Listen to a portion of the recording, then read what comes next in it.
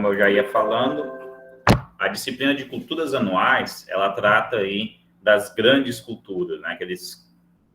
Principalmente da produção de grãos. Então, a gente vai tratar aí dos principais culturas produzidas no Brasil, né? Vamos dar um foco aí nas culturas que são produzidas na nossa região, né? Com foco, por exemplo, na soja, milho, o arroz, e aí algumas outras culturas também. Vamos dar uma pincelada sobre algumas outras culturas, mas vamos ter o foco aqui na nossa região. Então, as culturas anuais são aquelas culturas de ciclo curto, né, que terminam o seu ciclo dentro de um ano. Então, como a gente entra aí, a soja, o milho, feijão, arroz, algodão, trigo, sorgo, girassol, milheto, né, nós temos aí várias culturas. Uma outra cultura que tem aí uma representação que é feita a colheita todo ano, mas não se enquadra dentro das culturas anuais, é a cana-de-açúcar. E ela não se enquadra porque o seu plantio é feito uma vez para cada aí, 3, 4 a 5 anos, né? A chamada cana-soca, ela rebrota dentro de um período. Então, ela não é considerada uma cultura de ciclo anual por causa disso. Só um minutinho aí, galera.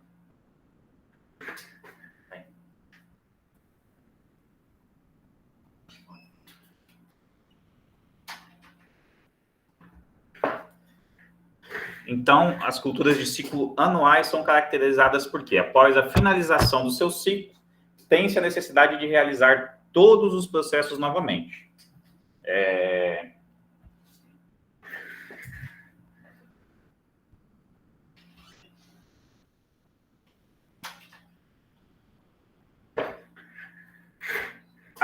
Então, como eu já ia falando, as culturas mais importantes no Brasil, né, e no mundo, né, são aí soja, o milho, feijão, arroz, o trigo, o sorgo.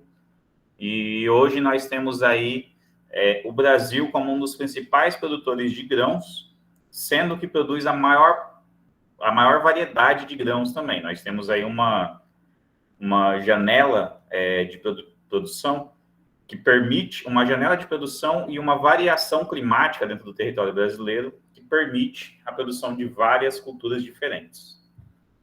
Então, qual que é a importância econômica, né, que a gente tem aí dessas culturas? É um dos principais setores da economia brasileira, sendo que a produção estimada, né, dentro do Brasil seja de 220 bilhões de reais na safra de 2017 a 2018.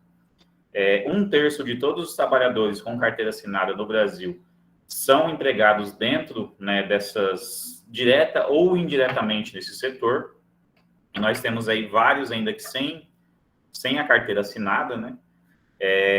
O Brasil hoje é o quarto maior exportador de produtos agropecuários, sendo que varia ali de primeiro e segundo, né, disputando com os Estados Unidos, entre a produção de grãos, sendo que já desde 2018 ele é o principal produtor de grãos do mundo, e nós estamos aí também,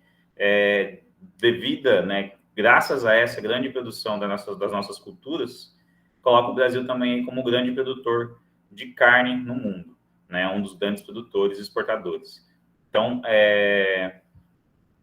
o Brasil hoje vem como o maior produtor mundial de alimentos, né? A gente aí alimenta mais do que um terço do mundo. E só a soja brasileira representou 52% do comércio internacional de soja. Então, toda a soja que foi negociada e exportada na safra de 2017 e 2018, 52%, ou seja, mais da metade dela era brasileira. E o milho representando aí com 17%. O agronegócio representa aí uma das maiores parcelas do PIB, sendo que a pecuária, né, representa aí desse total, desses 23% do PIB, ela representa sozinha 26%. Então, o restante, né, que é a agricultura, são mais de 357 bilhões de reais, né, voltados aí para a agricultura. Isso não só, né, as culturas anuais, mas entra também aí as culturas de olericultura e as culturas permanentes, né, a cafeicultura, etc. Então, do setor agropecuário, a agricultura toma a maior parte, né, a que tem maior valor, né, sendo representada em 357 bilhões de dólares. A produção mundial de grãos foi estimada para a safra de 2017 e 2018, foi de 2,8 bilhões de toneladas, né, sendo aí distribuídas entre milho, trigo, soja e os outros grãos. O principal grão produzido no mundo é o milho. Hoje ele ainda é aí a principal produção, sendo que o Brasil aí é voltado principalmente para a produção de soja atualmente, devido ao seu maior valor, né, comercial. O trigo vem em segundo lugar, sendo produzido pela maior parte da União Europeia, Estados Unidos e até uma parte da China, né, outros países de clima frio, produzem cerca de 748 milhões de toneladas, e a soja opera em terceiro local, com 348 milhões. O Brasil teve, nessa safra de 2017 e 2018, estimada 241 milhões de toneladas, né, divididas entre os grãos, sendo principalmente a soja e o milho.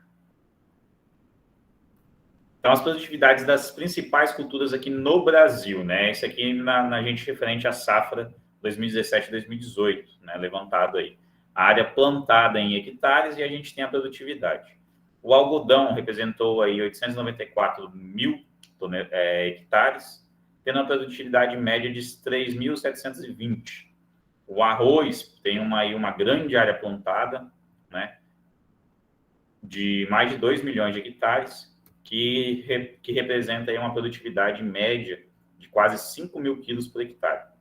Né? Quando a gente pega aí o milho e a soja, são os dois com maior área, né? Só que a gente tem que lembrar que o quê? Toda essa área plantada, ela vai receber pelo menos 2 culturas, né? Não é a mesma área que recebe o milho também recebe a soja. Então, aqui é a produtividade, a área plantada para cada cultura, contando com safra e safrinha, aí para a safra de 2017 e 2018. Em alguns locais, dependendo das culturas que são escolhidas, podem ter aí até 3 colheitas. Aqui nós temos, né, a lavoura de algodão no momento da sua colheita. Temos o arroz, a soja, o milho, mais soja. Aqui é a safra de sorgo, né?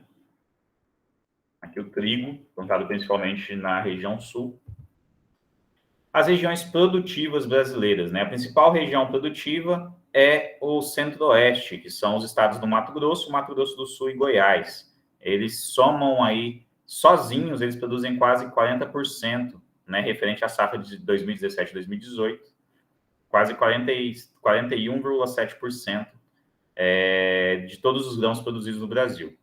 A região sul vem em segundo lugar com 37,7%, né, contando ali com os estados de Rio Grande do Sul, Paraná e Santa Catarina. A região norte hoje corresponde, né, em 2017 e 2018, corresponde a 2,7%, sendo que provavelmente essa área de plantio aumentou, né, de lá para cá, e pode ser que tenha aumentado bem especificamente. Os dados da gente, eu estou aqui com os últimos dados que foram obtidos com valores publicados, né? Apesar que a gente já tem dados da safra 2021, mas eles não são todos esses dados não são consolidados ainda. O Nordeste e o Sudeste somam juntos aí 18% desses da produção de grãos. Dentro, né, das culturas anuais, uma coisa que a gente tem que conviver diariamente é a agrometeorologia, ou seja, a influência das condições climáticas na atividade agrícola. Essa agrometeorologia ela vai influenciar não somente na cultura anual, mas em toda a agricultura, e ela vai influenciar também aí na tipo da cultura que a gente pode plantar, né, que não é toda região que aceita as mesmas culturas. Por exemplo, o trigo não pode ser plantado na região norte. Vai influenciar também na janela de plantio, né, devido também às pragas que ocorrem na região e as doenças, sendo que determinada época do ano, com determinado clima, né, pode beneficiar o desenvolvimento de certas pragas e doenças, o que podem atrapalhar a produção geral, né? E a outra questão aí é a produtividade. Quando a gente planta uma cultura em uma área que não apresenta condições climáticas, condições topográficas, entre outras, né, características aí, a gente pode ter uma produtividade menor. Então, por exemplo, o milho é uma cultura que é influenciada pela altura, em relação ao nível do mar. Então, quanto mais alto, dependendo da faixa aí, de altura ao nível do mar, melhor geralmente é a sua produtividade. A nossa região, o que a gente dá para comparar da produção de milho, é que o milho safrinha, aqui nas nossas regiões, quando tem aí um clima favorável e feita boa adubação, permitem colheitas aí dentro de 80 a 100 sacas por hectare. Já a produção no Paraná, por exemplo, que tem uma altitude maior, né, superior aí a 1.500 metros acima do nível do mar, trazem aí colheitas de safrinha de até 120 ou mais, né, 120 sacos ou mais por hectare. Então, influenciada não somente, né, não é somente a influência não é somente a influência da altitude, mas as condições climáticas e as condições gerais de campo lá também do Paraná. Outra coisa que tem influência da agrometeorologia é o momento dos tratos culturais. Então, preparo do solo, a gente precisa de uma umidade ideal, né, com solo aí de cerca de 40% da capacidade de campo. Ou seja, o solo não pode estar em umidade em excesso, nem em umidade abaixo, né, muito abaixo disso. O solo seco mesmo não permite, né, algumas operações. A semeadura, esse solo tem que estar com uma umidade aí de 70% no momento da semeadura, é o ideal. A aplicação de defensivos, né, ela exige, a maior parte, o tempo mais seco, né, com pouca umidade relativa do ar e sem ventos, e umidade do solo superior a 50% da capacidade de campo. E a maior parte dos defensivos exige que não haja chuva logo após a sua aplicação. Então, além disso, a gente tem ainda também a temperatura, né? A temperatura do ar também tem uma grande influência.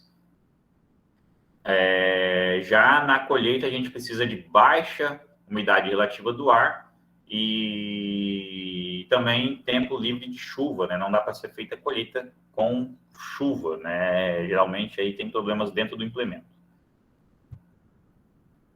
Outra característica que influencia muito na nossa produção é a aptidão agrícola do nosso solo. Então, os solos de Rondônia têm aptidão média, né? Sendo que a gente tem aí solos consideravelmente novos e de fertilidade média, de média a baixa, não é uma fertilidade alta, né? E solos geralmente ácidos.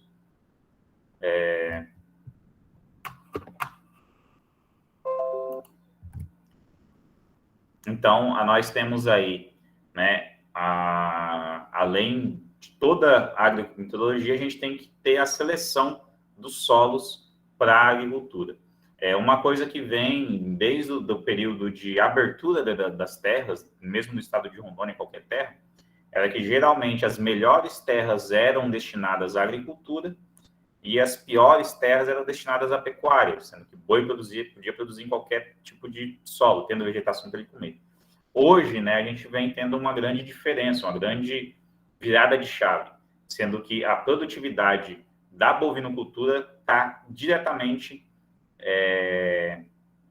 relacionada à nossa fertilidade do solo.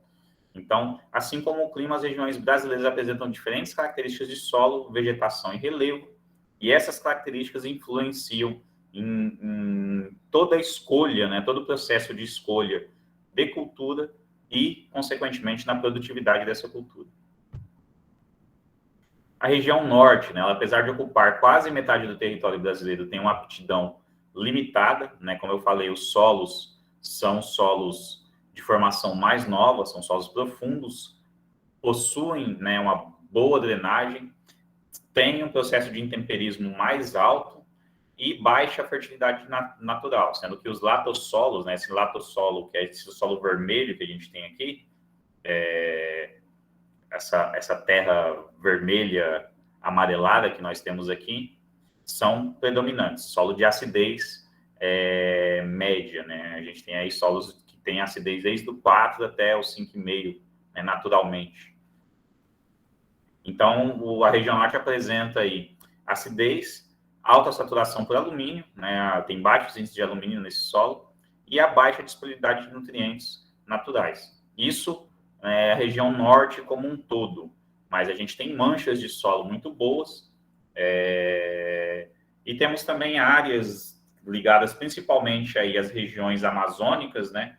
Que são áreas de produtividade limitada, principalmente devido a presença aí dos baixão, de áreas que sofrem alagamento por uma certa parte do ano. A região Nordeste, ela possui variação nos tipos de solo, né, que a gente divide em 3 zonas. É diferente da região Norte, o Nordeste e algumas outras regiões já tem um grande estudo, um estudo bem mais aplicado do seu perfil de solo. Então, o Nordeste ele consegue ser dividido em 3 zonas: a litorânea, o agreste e o sertão. A zona semiárida, né, que é o agreste, mais o sertão, correspondem a mais de 70% da região Nordeste, e tem solos de boa fertilidade. O solo lá é naturalmente fértil, porém, o regime de chuvas da região é bem reduzido. A zona litorânea possui um bom regime de chuvas, contudo, a fertilidade é baixa, devido principalmente à degradação, que foram solos que foram muito explorados desde o período colonial, e o uso, né, irracional do solo causou a degradação deles. Nós temos as áreas mesmo mais próximas do litoral, que tem um teor muito alto de areia, né, que são áreas praticamente desérticas. O Centro-Oeste, né, aí nós temos aí a principal parte produtora do Brasil. Predominam também latossolos de fertilidade média, então os solos são basicamente, né, são parecidos com os solos de Rondônia, tem um bom potencial agrícola, principalmente devido à sua topografia, né, que é bem plana, e também tem áreas com argissolos de boa fertilidade e alto potencial agrícola. O regime de chuvas na região Centro-Oeste é semelhante, né, sendo um pouquinho mais curto do que o regime de chuvas aqui de Rondônia.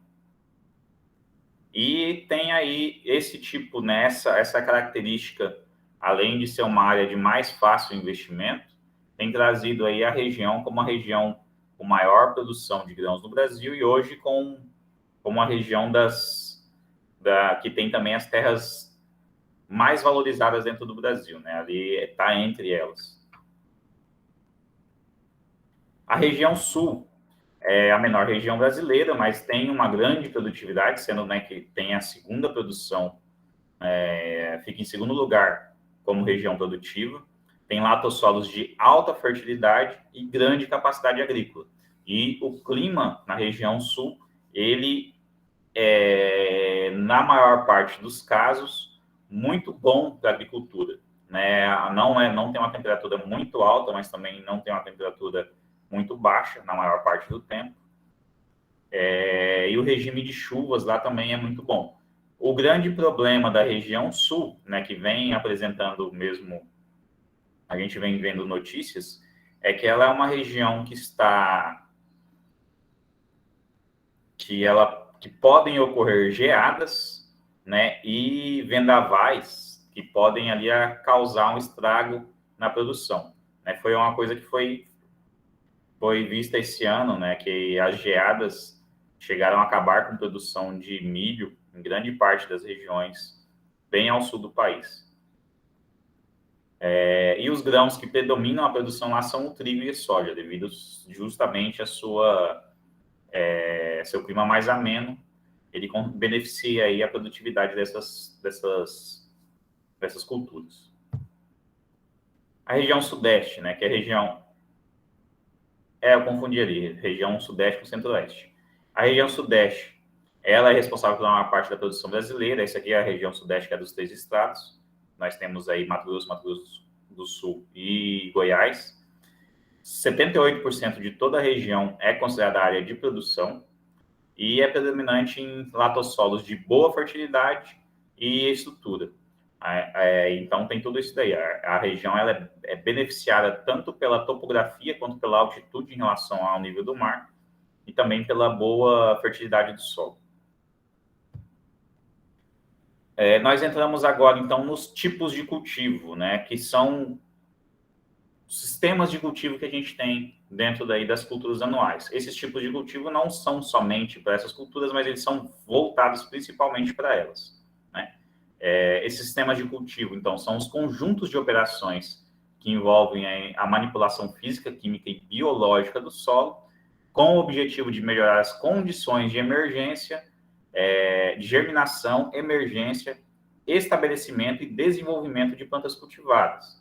Então, são todos aqueles tratos culturais que nós realizamos durante o ciclo produtivo, né? Esse sistema de cultivo, ele tem aí os objetivos da eliminação de plantas daninhas, obtenção de condições de solo favoráveis, manutenção da fertilidade e da produtividade, entre outros, né, outras operações que são realizadas.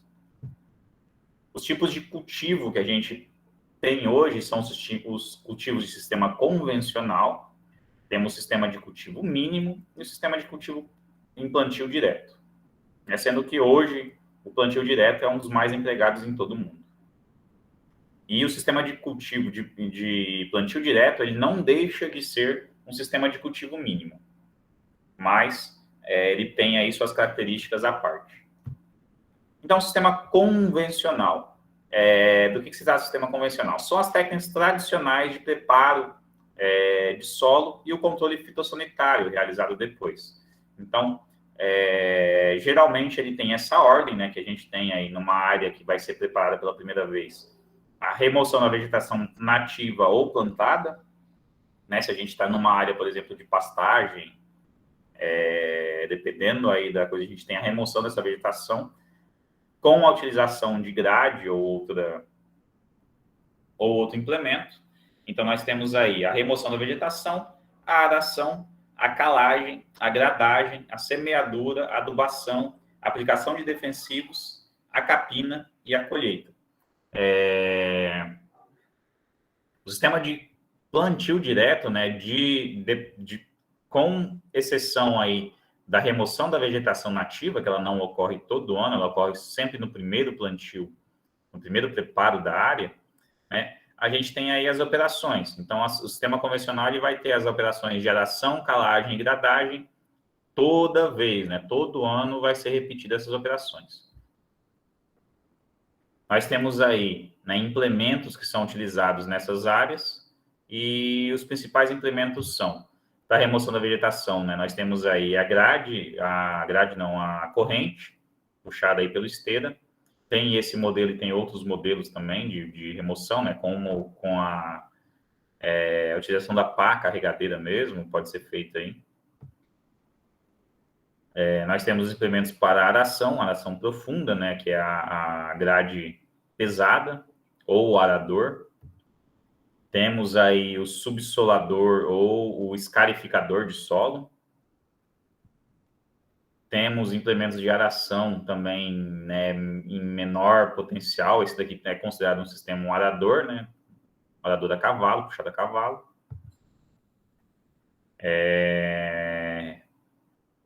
Aqui está a aração ainda, mas é outra, tá? Que é a aplicação de corretivos, no caso, né? A operação aplicação de calcário. Aqui o sistema de grade niveladora, né? Um sistema com a grade mais leve.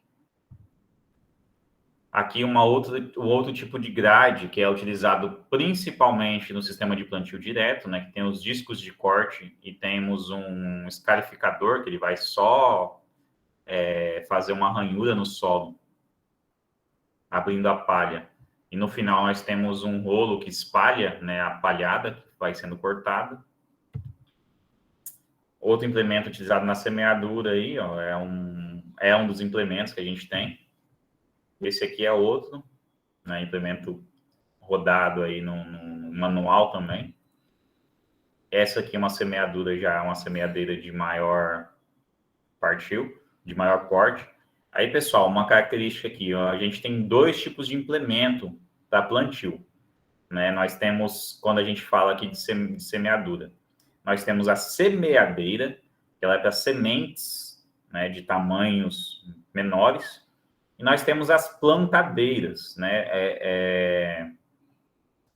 Na teoria são tudo iguais, porém a plantadeira ela é para partes vegetativas, então ela não é uma semeadeira, ela não vai semear sementes. A plantadeira ela vai distribuir partes vegetativas, como por exemplo a plantadeira de batata, né? E entre outros tipos de culturas que a gente tem aí. Alguns implementos utilizados na adubação, né, o espalhador, né, o distribuidor de fertilizantes, um implemento utilizado para pulverização, outro que, né, também para pulverização, que é a bomba postal, um implemento mínimo aqui para colheita, né, que é um tipo de para colher, para cortar a planta, tipo a colheitadeirazinha de cana. E aqui nós temos, né, a colheitadeira. O sistema convencional, ele apresenta como vantagem, né, o aumento da aeração e infiltração de água no solo, um controle prévio e mais permanente de plantas daninhas, né, uma vez que as operações de solo conseguem dar um maior controle nas plantas daninhas, um nivelamento do solo. Então, mesmo áreas que vão receber o sistema de plantio direto, se elas não estão preparadas para esse sistema, é necessário que sejam feitas, né, os tratos culturais de preparo de solo. Então, eles vão, por um ano, vão receber pelo menos, aí vocês vão trabalhar com o sistema convencional. Então, é necessário fazer também o nivelamento do solo. E devido aí ao maior movimento de solo, o sistema convencional garante uma maior eficiência nas operações de incorporação de fertilizantes e de corretivos. Qual que é a desvantagem? Uma necessidade de maior tempo de preparo, então a gente precisa antecipar bem o plantio para pensar no planejamento, para fazer o preparo desse solo. Então imagina que todo ano tem que ir lá e, antes do plantio, passar a grade na área, para depois jogar o calcário, para depois entrar com a grade niveladora, para depois entrar com a semeadura. Então, é um processo que leva um tempo. Devido a isso, nós temos um aumento de custo de produção, uma vez que a gente realiza mais operações anualmente.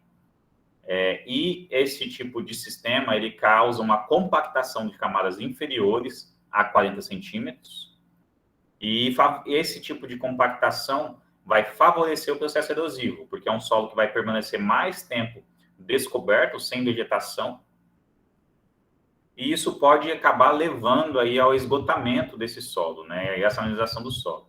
Então, o sistema convencional, a gente exige muito mais o solo sem estar ali beneficiando ele, a gente acaba esgotando esse solo. O sistema de cultivo mínimo, né, ele tem aí uma redução no número de processos de preparo de solo. Ele se enquadra desde a redução de um dos processos ou a quase todos. Tem uma vantagem na redução do custo de produção, melhoria na infiltração de água no solo, ou seja, o solo vai reter mais água, uma vez que ele vai ter uma diminuição, né, da sua estrutura, uma estrutura mais firme, diminuição das perdas de solo e água por erosão, e redução da compactação de camadas inferiores do solo. E o sistema de plantio direto hoje corresponde a 90% dos cultivos de grãos no Brasil. Ele consiste, então, da semeadura diretamente sobre a palhada de cultivos anteriores ou de vegetação nativa ou de vegetação recém-plantada, né, que a gente chama aí das culturas de cobertura. E é necessário aí a utilização de implementos que sejam produzidos para esse processo, né? Esse sistema ele é baseado em técnicas conservacionistas, então ele é uma evolução do sistema de cultivo mínimo, e ele foi originado com base, né, seu principal objetivo era reduzir a degradação do solo, né, evitar principalmente os processos erosivos.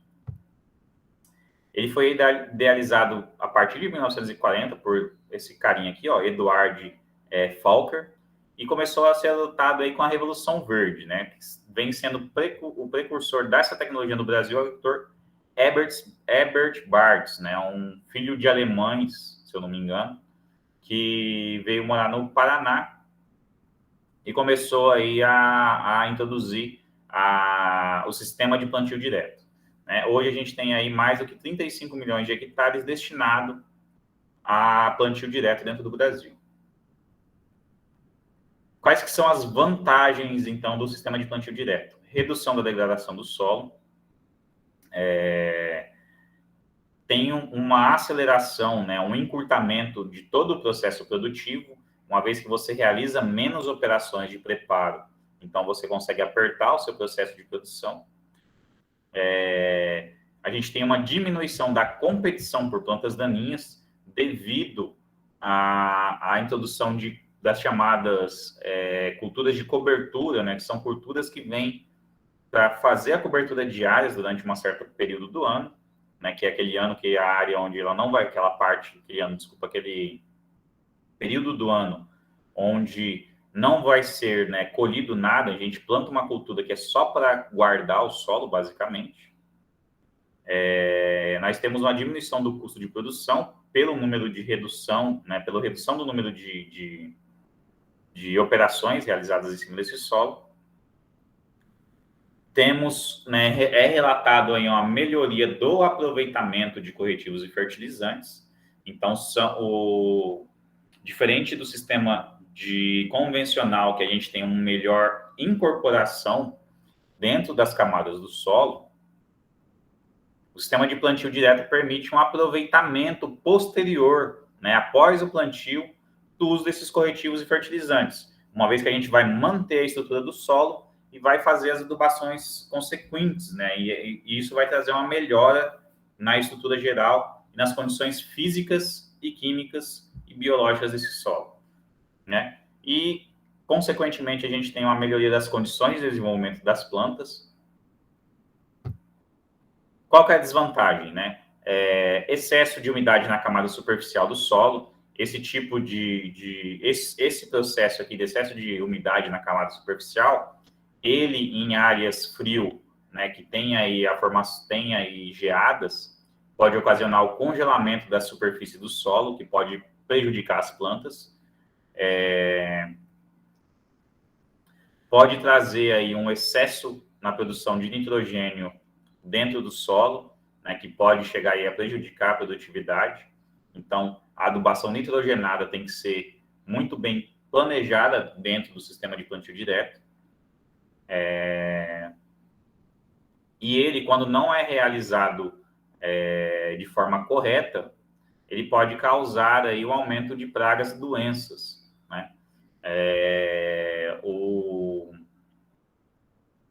Uma operação que é feita normalmente, que é a gente deixar os restos culturais das culturas, né, que foram plantadas na área de plantio, é que se essa cultura tivesse doente, e essa doença, né, esse fungo, essa bactéria ou essa praga tiver aí uma forma de sobreviver durante o período onde não é realizado, o período chamado de vazio sanitário, onde não é realizado o plantio de cultura, no próximo plantio ele pode vir a acometer as plantas, né? Então pode trazer um aumento nessa ocorrência, quando não é realizado corretamente. quais que são os princípios, né, do sistema de plantio direto? Então, ausência ou revolvimento mínimo do solo. Na prática, os solos que vão receber plantio direto só vão ter, né, as operações de preparo de solo no seu primeiro ano de produção. A gente fala assim, né, dessa forma, mas, por exemplo, áreas hoje de pastagem, onde o produtor já realizou operações de gradagem do solo, já realizou destoca, às vezes, se a área estiver bem nivelada, já podem receber diretamente o plantio direto. Né? Outro princípio do sistema de plantio direto, a exigência da manutenção da cobertura do solo durante o ano inteiro, né? O solo não pode ficar vazio, porque esse tipo deixando o solo vazio vai permitir a volta, né, de plantas daninhas. Então, são utilizadas aí as chamadas culturas de cobertura para evitar, né, que as plantas daninhas voltem. E a gente tem aí também a rotação, a sucessão e o consórcio de culturas. São outro tipo de operações que são exigidas para esse sistema. Então, a gente fazer aí o plantio de culturas sucessivamente numa mesma área, a gente pode, consequentemente, aumentar o nível, né,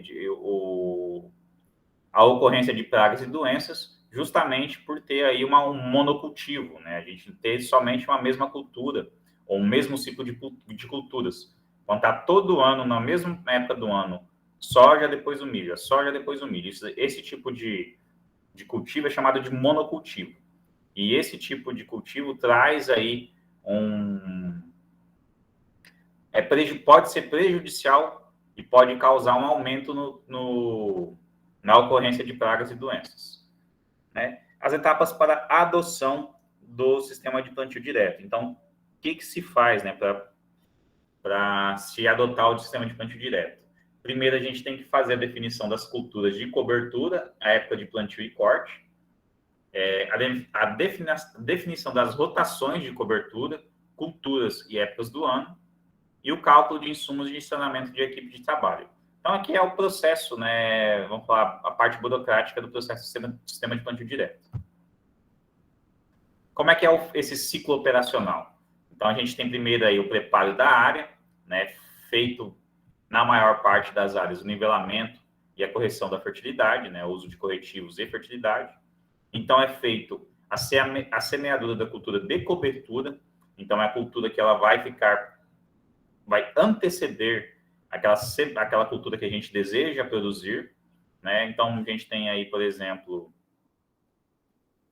o plantio de sorgo antecipado, né, ao plantio da soja, por exemplo, é um sistema que é feito.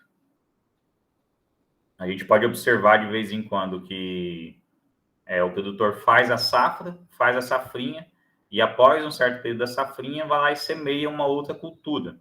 E não vai colher essa cultura. Essa cultura ela vai ser essa cultura de cobertura, né? Nós temos aí, então, depois o manejo da fitomassa, né, que é o corte, dessecação ou tombamento, né, dessa cultura de cobertura.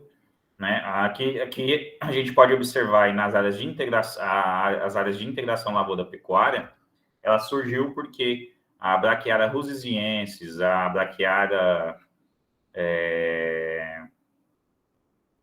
a Mombaça e a Braquiária piatã são culturas que são utilizadas na semeadura após a colheita da safrinha, né? E essas culturas, elas ficam ali, permanecem ali durante o período seco do ano, somente, né, para ter a cobertura, ou então pode ser introduzido, né, a parte de integração lavoura-pecuária, ou seja, pode ser introduzido animais, né, os bovinos durante o período seco do ano. Então, aqui, a quarta etapa, então, após aí o corte, a dessecação, o tombamento, nós temos a semeadura da cultura de interesse. Nós temos, então, a adubação de cobertura, né? A semeadura era feita juntamente com uma parte de adubação e depois é feita uma outra adubação. Durante o seu ciclo, então, a gente tem o controle de pragas e doenças, e por último, a gente tem a colheita. Então, todo o sistema operacional do sistema de cultivo de plantio direto, ele é bem reduzido quando a gente compara aí com o sistema de plantio convencional, né? A gente não tem todas aquelas operações de preparo de solo. Então, uma característica que a gente observa aqui na nossa região, né? Geralmente, aquela área, a gente pega áreas de pastagem aqui na nossa região, são áreas que antigamente eram pasto, e o produtor arrenda para lavoura. Como é que acontece? Durante o meio do ano, né, vai haver aí o preparo, a transformação desse solo para ele estar recebendo aí uma cultura. E aí, lá para o mês de outubro, é realizado o plantio da safra, né? Normalmente, um dos primeiros cultivos, dependendo da área, né, que é feito, é o cultivo de arroz. Então, faz-se a safra com arroz e faz-se a safrinha com uma outra cultura, geralmente milho, feijão, né? Ou pode ser feita aí uma segunda safrinha de arroz também, depende muito do produtor. Aí, geralmente, ele escolhe 2 culturas. Após a colheita, tanto, né, da safra quanto da safrinha, ou mesmo no momento da semeadura da safrinha, após um pouquinho da semeadura da safrinha, é feita a semeadura da outra cultura, né, que pode ser introduzida ali. A gente tem aí a utilização bem recorrente no nosso ambiente, que é da braquiária rusiziensis. Eu que ando bastante aqui ao longo da BR-364, eu observo, da 429, aliás, eu observo bastante o cultivo da rusiziensis após, né, a semeadura da safrinha. Essa cultura que ela é semeada aí durante a safrinha ou após a colheita da safrinha, ela vai permanecer durante o período seco. Chega lá no começo de outubro, novamente, é realizada a aplicação de um defensivo dessecante para que essa cultura termine, né, e deixe sua palhada, e então inicia tudo de novo, a semeadura da cultura, e vai repetindo esse processo, né? Basicamente, esse é o sistema de plantio direto, né? Essas são as exigências desse cultivo. Então, quais são as culturas de cobertura? O que são essas culturas de cobertura? Elas vão ser essas culturas que vão fornecer a palhada, né? Os restos culturais que ficam ali sob o solo, né? E através desses vão ser semeadas aí as nossas culturas de interesse. Essas culturas também podem apresentar funções secundárias e podem ser plantadas em consórcio ou, né, ou sucessão de plantio, né? Então, ela pode ser plantada juntamente, né, semeada juntamente com uma cultura de interesse ou logo após aí a sua colheita. As principais culturas de cobertura, né, de acordo com as nossas culturas que a gente tem, né? Aqui para o algodão, nós temos a Brassica rapa, que esse aqui é o nabo forrageiro, né? É bastante utilizado para a cultura do algodão. Então, esse nabo forrageiro, ele atrai predadores de pulgões e ovos de outros insetos durante a entre-safra.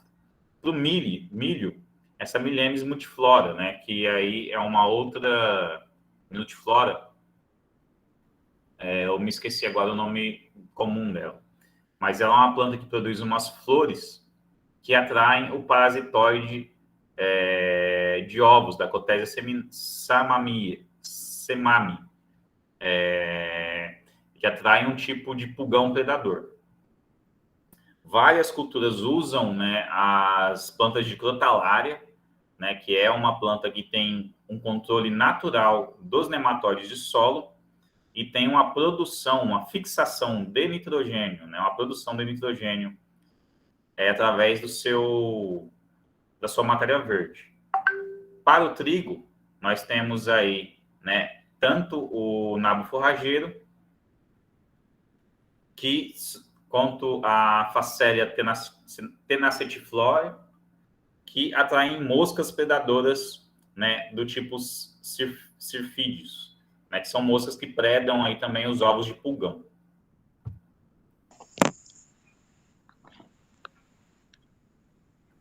Os implementos que são utilizados aí no sistema de plantio direto, né? Diferente do sistema de plantio convencional, o sistema de plantio direto pede alguns implementos mais específicos. Então, para garantir a eficiência desse sistema, a gente tem esses implementos, como a semeadeira adubadeira, né, que são as semeadeiras de partes móveis. Nós temos o rolo faca, que ele pode ser aí tanto um implemento puxado por trator, como também algumas colheitadeiras vem com rolo faca na parte traseira, né, que ele vai fazer um corte e distribuição da palhada da cultura que está sendo colhida. Nós temos a roçadeira, que é muito utilizada, e, né, como eu falei aqui, a colheitadeira adaptada para o plantio direto. Então, as semeadeiras, se for uma semeadeira que ela não é adaptada para o sistema de plantio direto, pode ocasionar uma perda de até 15% na emergência das sementes. Isso ocorre porque a semeadeira de plantio direto, ela possui partes que vão fazer o corte da palhada e a introdução da semente de maneira correta. Uma semeadeira que não seja de plantio direto, ela vai ter uma dificuldade nesse corte, né, da palhada e vai causar ali um acúmulo de palha, atrapalhando, né, a distribuição linear da semente. Então, a semeadeira ela tem que armazenar, liberar e distribuir de maneira controlada as sementes, e ela também tem que preparar, né, a parte onde vai receber a semente.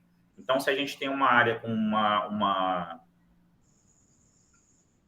cobertura vegetal, né, uma palhada ali em cima, então geralmente a gente vai olhar as áreas de plantio direto, você não vê o solo nu, você vê o solo coberto com uma palhada, com restos culturais, e o implemento precisa ter um disco de corte, né, para conseguir fazer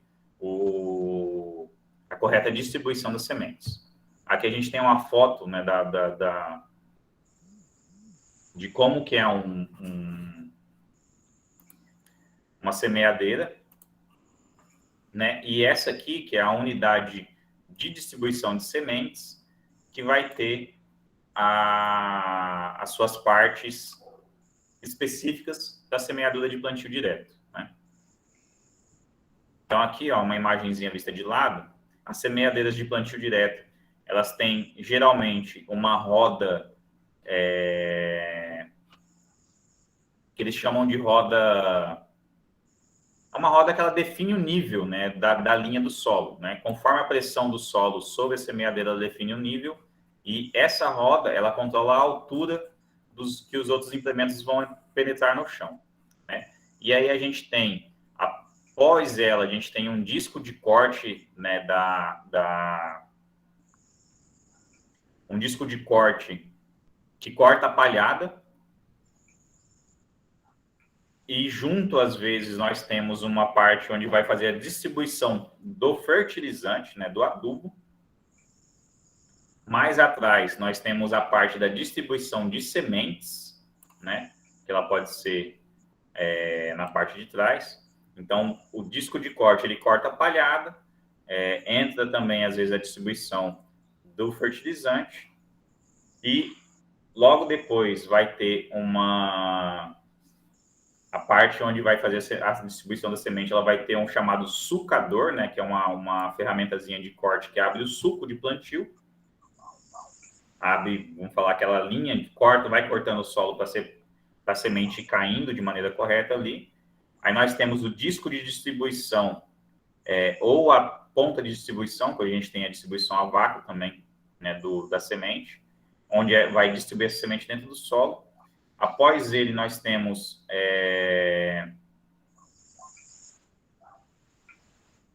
o disco compactador, né, que é aquele que vai fechar, aliás, o disco fechador, que é aquele que vai fechar, vai voltar a terra para dentro do leito de plantio. E aí nós temos o chamado compactador, que é aquele que vai vai apertar o solo e compactar o solo sobre a semente, né? Sobre a semente, vai voltar a compactar o solo. Então, a semeadora de plantio direto, ela vai ter o disco de corte, ela vai cortar a palhada, ela vai abrir o solo, vai colocar a semente e o fertilizante dentro daquela abertura e vai ter uma outra parte que vai fechar o solo e vai vir ainda por cima o compactador que vai compactar o solo ali por cima, que vai né, voltar a firmar o solo sobre a semente. Então, aqui vou mostrar os implementos que são utilizados, né, no sistema de plantio direto. Nós temos aqui o chamado rolo-faca, que ele é, né, um implemento que tem um certo peso, e ele vai passando sobre as culturas. Por exemplo, a gente planta Vou dar o exemplo do capiaçu, né, que todo mundo conhece. É uma planta que tem aí um nível alto.